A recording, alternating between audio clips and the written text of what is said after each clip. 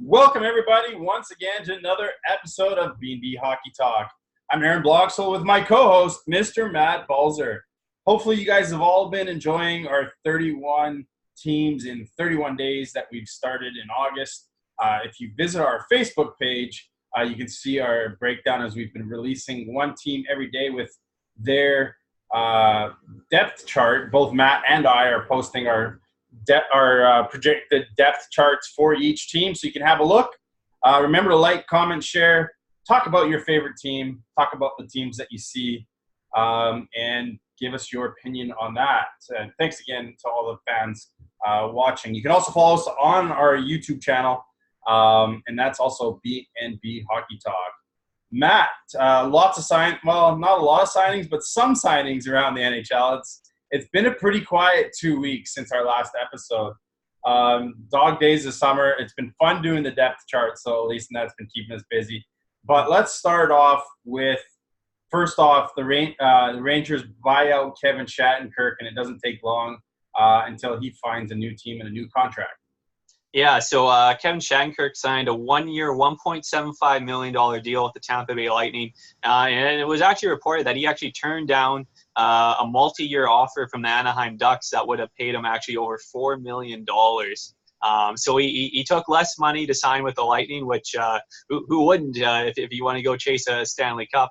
And I think he'll fit in perfectly on that right-hand side. Like you saw, Anton Stralman left in free agency, and Dan Girardi won't be back as well. So he's looking to and I think he said in his comments he's pissed off in the way that he played it with the Rangers over the past couple of seasons, and he knows he's better than he has been over the past couple of years. And I think it's just a perfect fit, right hand shot. Especially with Victor Hedman and McDonough on that right hand side, and adding Shattenkirk to the right hand side works out perfectly there. Yeah, and for me, I still laugh because he left the St. Louis Blues, and then they won the Stanley Cup. So next year, I'm betting on the New York Rangers to win the Stanley Cup. All jokes aside, we had some other signings as well, mostly minor signings. But why don't you go through the list and get us up to date? Yeah, so just a few. The Buffalo Sabres re-signed Jake McCabe to a 2-year deal with a $2.85 million cap hit, and also goaltender Linus Ullmark to a 1-year, $1.325 million deal. And of course, we'll be keeping an eye on the Sabres defense with Rasmus Ristolainen. His name keeps popping up in trade rumors, and his comments coming out earlier this week that he expects to be at an NHL training camp. He just doesn't know which one, basically. And a couple other ones. Joel Edmondson. That's a pretty deep defense, by the way, though. When we did the depth charts, I was shocked at how many NHL defensemen they have right now on their roster. Well, just all those right-handed shots. It's just like you got Miller, Montour, Ristolainen, Jokiharju, Bogosian. It's just like how am I supposed to get all these guys on an NHL team just with those guys? So yeah, it's like I'll be interested just because he does have the offensive numbers, but his defensive play is lacking, let's just say. For being a minus 41 last year was worse in the NHL. I think it was like 10 worse or whatever than like the next guy. I think it was like Drew Doughty or something like that. So not good there. And I know not many people buy off like the plus minus anymore, but if you go to the advanced stats, it doesn't look out any better. And like a couple others, minor deals. St. Louis got Joel Edmondson on a 1-year, $3.1 million deal. Big tough defenseman.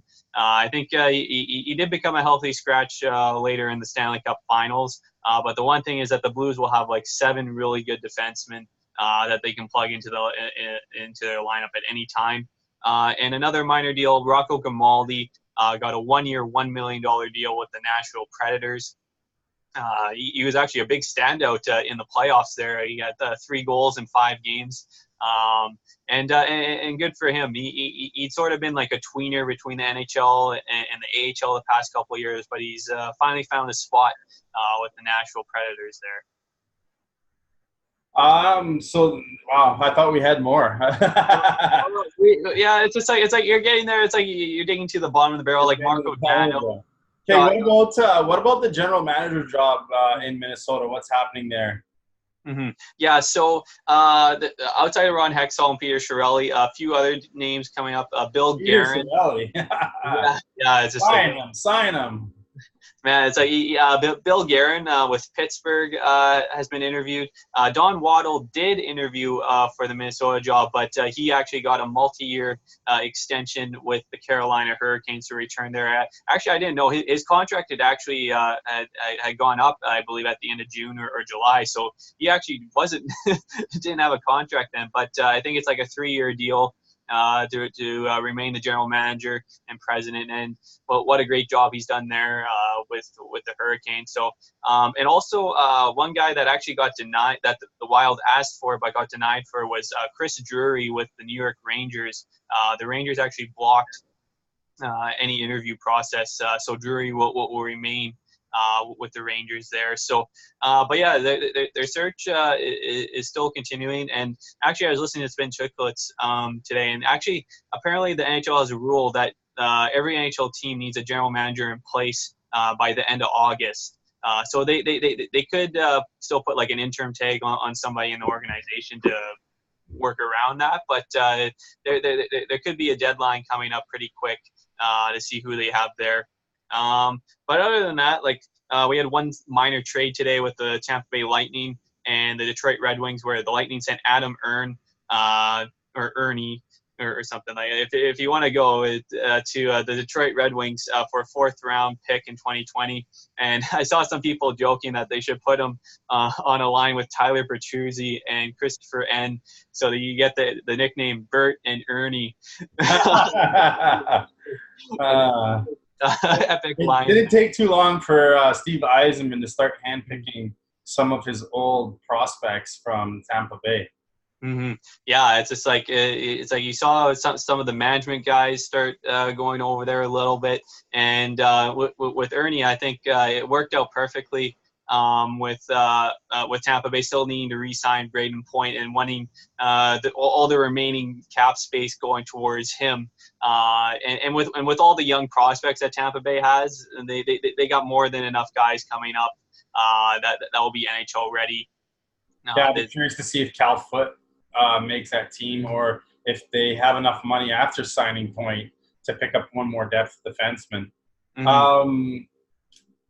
A couple guys retired. Mm-hmm. Yeah, so a couple minor guys, like they weren't big names, but Zach Stortini, if you remember, big tough guy with that. They were flying everywhere. That's how I remember Stortini. Yes, he. Other fans, you'd love him. Yes, big tough guy, and he actually, I think he was on a podcast, and he actually did like a cool story in his rookie season. I think it was in his first week up with the team. If you remember the credit card game where the team goes out and you put all the guys' credit cards in a hat, and his actually got chosen, and the bill was actually more than it was in his bank account. And he said Ales Hemsky actually quietly paid for the entire bill, saving him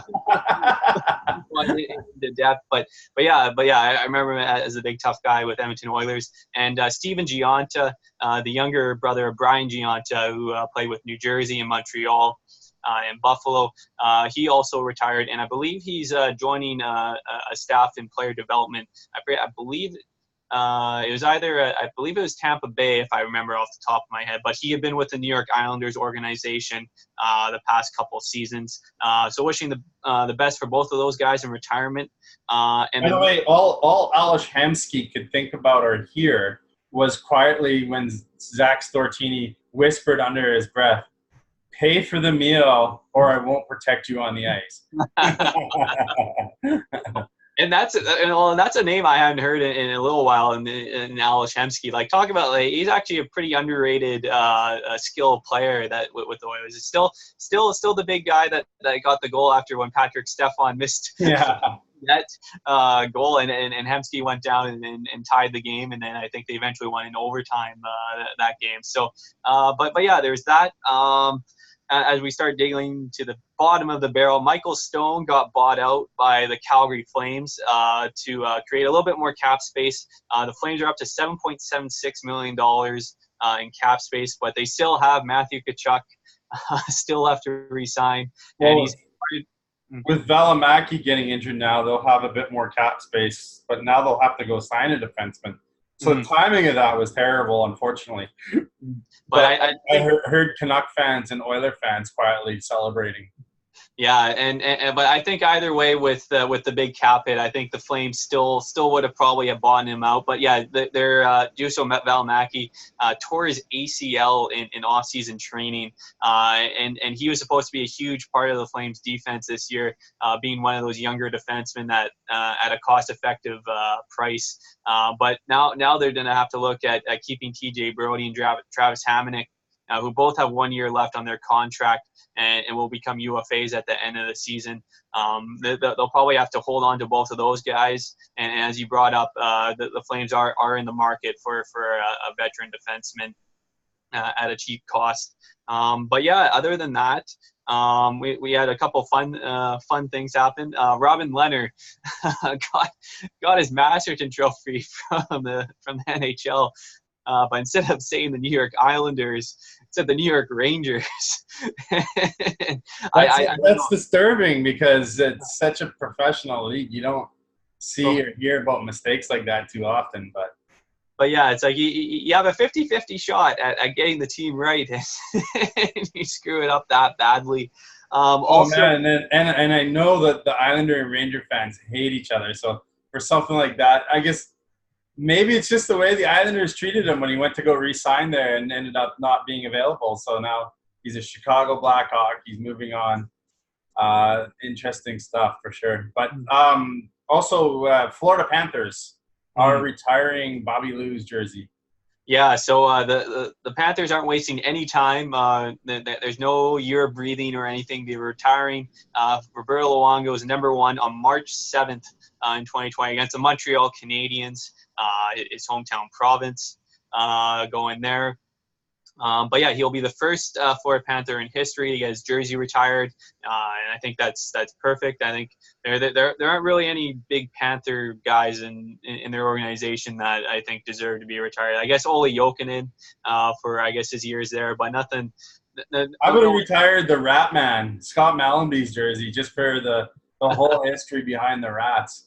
Oh, but yeah, the one good thing is there that they have a lot of guys in their organization right now that like Alexander Barkov. Barkov is a nice player, 100%. Oh man, but that and then Eddie Lack, who missed the majority of last season with injuries, is actually taking a break from hockey. As he says, he's taken the last 6 years he's dealt with hip pain.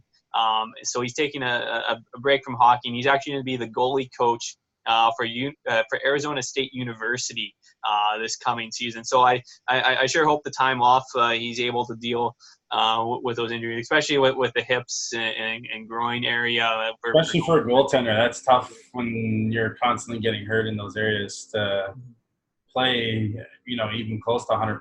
So. But yeah, I guess the last thing we'll touch on is the summer showcase and the Hlinka Gretzky tournament.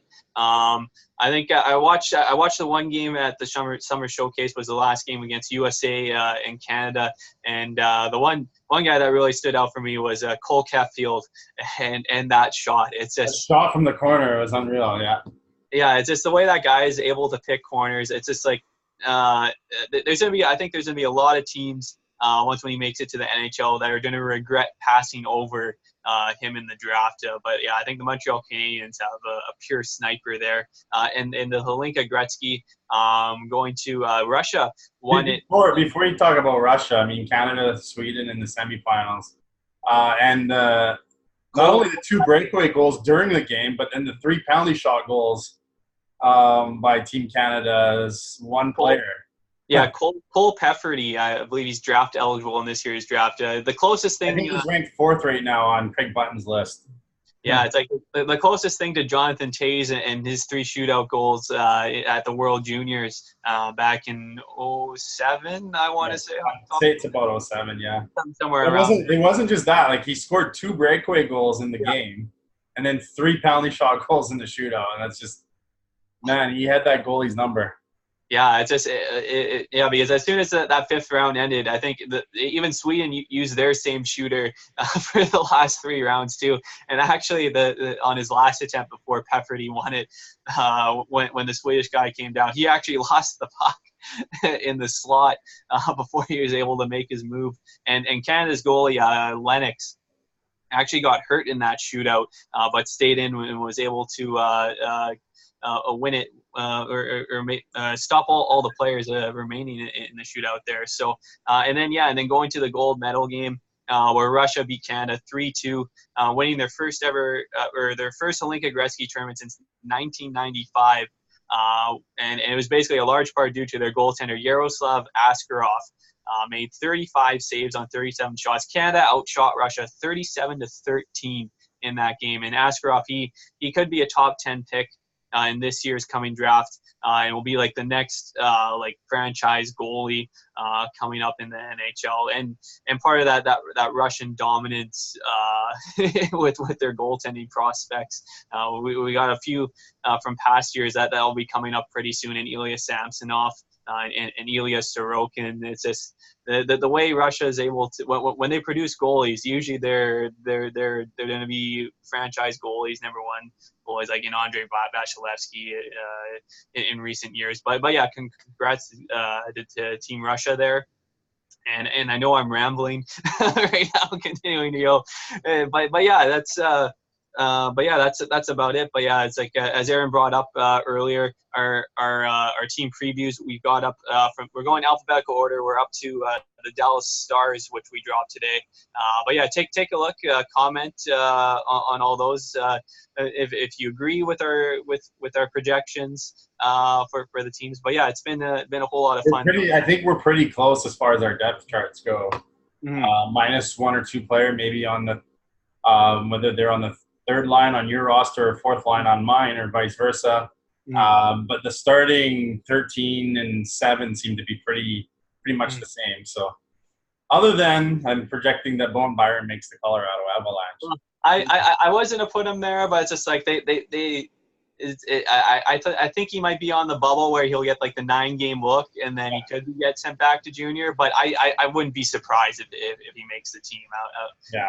It's just one of those things where I'm just like it's like I should put him there, but like they got a lot of other guys that they might hold on to and give him the extra year in junior. But I will not be surprised if he makes Colorado.